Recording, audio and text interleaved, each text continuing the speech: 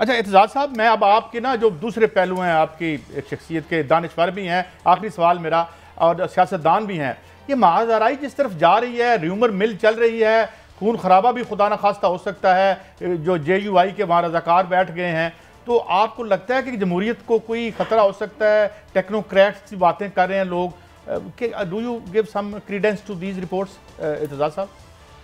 Technocrat या कोई ऐसा मामला जो पार्लियामेंट से या आइन से बिल्कुल हटके हो, वो तो नजर नहीं आता वो।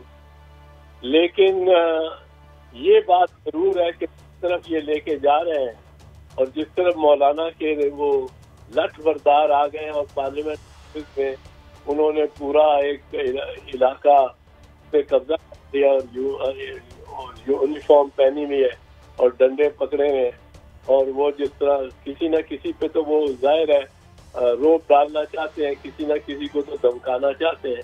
अब वहाँ पुलिस भी पहुंची है, वहाँ ही अगर दंगा हो जाए, कुछ हो जाए, तो ये तो मौलाना के को भी सूट नहीं करता। अगर मौलाना समझते हैं कि अपोजिशन जीत रही है ये वोट, तो मौलाना को इस किस्म का काम नहीं करना चाहिए। इस किस्म के काम से वो अपने वोट को खराब करेंगे और प्रोसेस वोटिंग को खराब करेंगे, फिर मामला अदालतों में चला जाएगा, अदालतें फिर उसका एक लंबा प्रोसेस, वो एक लंबा प्रोसेस है। जी जी। तो थैंक यू एतजाज़ हसन साहब, you are always so kind to shed light is very tricky issues, और जो एक बड़ी सटल्टीज कानून की नाज़रीन हमने आपके सामने पेश की। भट्टी साहब, मैं आपकी उसी बात पे रुका हुआ हूँ, वो गर्म हवाएं, वो सर्द हवाएं, वो तूफ़ान जिनके मनाज़र आप देख रहे हैं और बड़ी अलामती तौर पर से गुफ्तगू करें, ज़रा इस पर वाज़ह करें हमें। काजी साहब, मेरी इतला है कि मौजूदा हुकूमत अदम एतमाद को नाकाम करने के लिए ताकत समेत हर हरबा एंड तक, जिसका भी एंड की मैं निशानदेही नहीं कर सकता, उस तक जाने का फैसला कर चुकी है, और ये फैसला करने वालों ने मेरी रहनुमाई फरमाई है। हम एतजाज़ साहब से शायद यकीनी बात है, हम कानून के तालिब इल्म इतने नहीं हैं, उन्होंने फैसला ये कर लिया है कि जो PTI के मुनर्रफ अराकीन है उनका वोट अकाउंट ही नहीं होने देना, चाहे उनको उसके लिए आखिरी हदें क्रॉस करनी पड़े। आखिरी हद बड़ी खतरनाक होती है। मैं तो इसको तसादम के अलावा देख ही कुछ नहीं रहा। अगर चलो 20 लोग मुनर्रफ अराकीन हैं, इत्तेजाज साहब से मैं शायद मुझे सवाल करना नहीं आया, वो असम्बली में नहीं जाने देते, उन्हें अकाउंट नहीं करते, और स्पीकर कह देता है कि 172 नंबर पूरे नहीं हुए, तो मुझे समझ नहीं आती फिर ये आईनी बहरान नहीं है, ये आइन से बगावत नहीं है, तो और क्या है।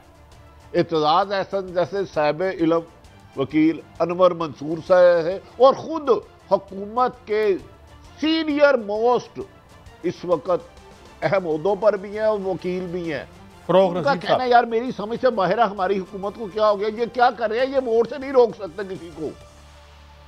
तो हुकूमत तो ये फैसला कर चुकी है। अब अपोजिशन ने देखें, उन्होंने तो इनका अकाउंट नहीं गिनने या इन्हें पहुंचने नहीं देना, एक सूरत है।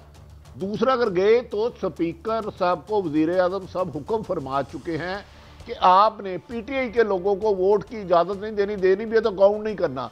वो तो फिर 172 नहीं होते पूरे। फिर मुझे बताएं आप क्या समझते हैं, फिर क्या होगा उधर। मैं पहले मलिक साहब, आप बड़ी देर से खामोश हैं, ये ज़रा फवाद चौधरी साहब ने इसी मौजू पे कोई बात की है, इस पर मैं आपका टेक लेता हूँ जी। 23 मार्च की जो परेड है उसमें पूरी दुनिया के जो इस्लामी ममालिक के वज़राए ख़ारजा हैं वो भी उस परेड में खड़े होंगे। लिहाजा हम ये चाहते हैं कि जो सारे सियासी ड्रामे हैं ये इस इवेंट से पहले ख़त्म हो जाए। ये तो बड़े पुरज़्म लगते हैं। मेरा ख्याल ठीक है, वो एक पॉलिटिकल उनका हक है, वो अपना कॉन्फिडेंस दिखाएं, मगर मुझे समझ नहीं आ रही कि फिर आपने मजाक करना कि आप मोरालिटी की बात कर रहे हैं। आप कह रहे हैं जी कि आप फ्लोर क्रॉसिंग नहीं कर सकते। आपने खुल के पूरे पाकिस्तान के सामने प्रेस कॉन्फ्रेंस किया कि अगर आप फ्लोर क्रॉसिंग करेंगे तो कानून रोकना जो है आइन के मुताबिक स्पीकर को काम करना चाहिए। पाकिस्तान के टॉप जो कानूनदान है एतजाज़ एहसन कहते हैं कि स्पीकर अगर के करेगा तो स्पीकर को के खिलाफ मुकदमा आ जाएगा, ये क्राइम होगा, नंबर 1। नंबर 2, जो मुझे बात आज समझ नहीं आ रही, मॉरली मैं समझता हूँ इमरान खान साहब बहुत ही किसी अजीब सिचुएशन में फंस गए। आज उन्होंने 6 MPA मुस्लिम लीग नून से मुलाकात की है, तो मुझे ये समझ नहीं आती, एक तरफ आप ये डेफिनेशन कर रहे हैं कि कोई पार्टी का MNA MP अपनी पार्टी की लीडरशिप के बगैर कुछ नहीं करेगा, अगर वो करेगा तो हम छोड़ेंगे नहीं। भट्टी साहब ने भी आपको बता दिया है, और जो वजीर इत्तलात के 6 MPs से मिले हैं, आज वजीर आज़म मिले हैं। मैं एक मॉरल क्वेश्चन उठा रहा हूँ, मैं ये नहीं कह रहा उनका हक नहीं है, उनका हक है मिले, मगर मैं ये कह रहा हूँ कि हम पॉलिटिकली कहाँ खड़े हैं, हमारी क्या डायरेक्शन है ना, हमारी क्या डायरेक्शन है। उधर भी तो मंडी है ना, नहीं मंडी का जवाब मंडी तौर पे वोट देंगे। इमरान खान ने जो 22 साल की जो मॉरल अथॉरिटी बनाई थी, उन्होंने दो काम किए हैं। मैं समझता हूँ इमरान खान ने क्लास की एक अथॉरिटी दिखाई है कि जो पहले तो उन्होंने कहा मैं बच गया तो अपनी अपोजिशन को नहीं छोड़ूंगा, अब वो कह रहे हैं जिस मेरी पार्टी के MNA MP ने मुझे वोट नहीं दिया उसको भी नहीं छोड़ूंगा। अच्छा भट्टी साहब, ये अथॉरिटी है सारी आपकी, जो आप ये जो मुआज़राई की बात कर रहे हैं, इखलाकियात तो क्या, किधर इखलाकियात, जो गुफ्तगू हो रही है उसमें से अखलाक ढूंढ के निकाल दें। ये मुझे बताएं भट्टी साहब कि ये जो मुआज़राई है, इसको जो हमारी डीप स्टेट है या जो एस्टेब्लिशमेंट है जिसकी पुरस्कार खामोशी, इस दफ़ा बड़ी अच्छी बात है कि वो दिखा रहे हैं हमें कि हमारे लीडर किस किस्म के हैं, तो वो उधर से कोई हवाएं अभी आ रही हैं या वहाँ बिल्कुल हब्स का है और कोई पता नहीं हिल रहा? भट्टी साहब देखें काजी साहब, मेरी जो राय है, अगर उधर से दोनों अपोजिशन और हुकूमत को मशवरा या जो भी तरीका है, ये ना कहा गया कि मावरा आइन कोई नहीं करेगा, तो इस तसादम को बादिउल नज़र में होते हुए कोई नहीं रोक सकता। एक तरफ आप जानते हैं मोहतरम वज़ीर आज़म पाकिस्तान इमरान खान साहब ने कह दिया अगर मैं आ गया तो तुम्हारा पीछे करूँगा, छोड़ूंगा नहीं। तो अभी तक अपोजिशन ने जवाब नहीं दिया। अगर अपोजिशन की अदम एतमाद कामयाब होती है तो वो क्या करेंगे? मुझे तो दोनों सूरतों में जवाब दे दिया बिलावल भुट्टो साहब ने आज। तो सादम और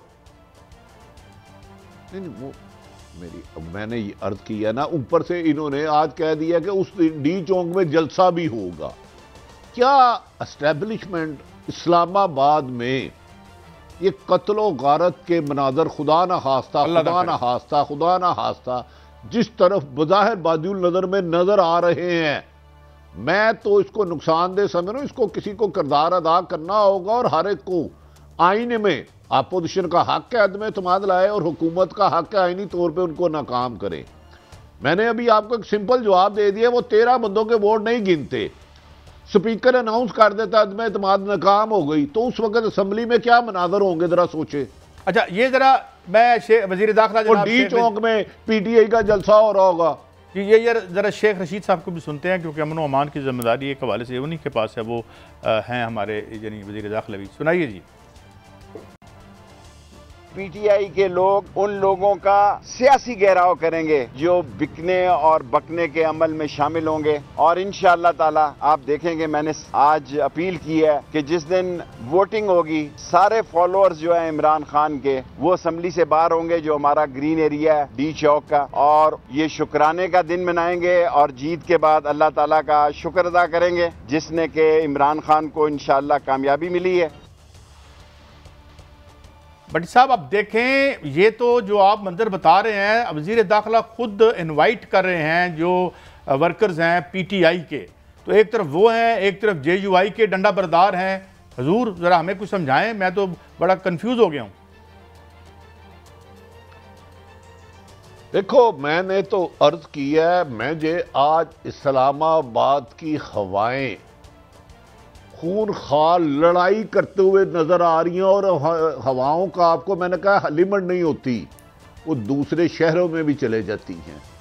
अगर सारे ही खामोश रहे तो फिर मुझे बताएं, PTI खुद फरमा रही है कि डी चौक में जलसा करो, मौलाना फजलुर रहमान अपने रजाकार ले आए हैं।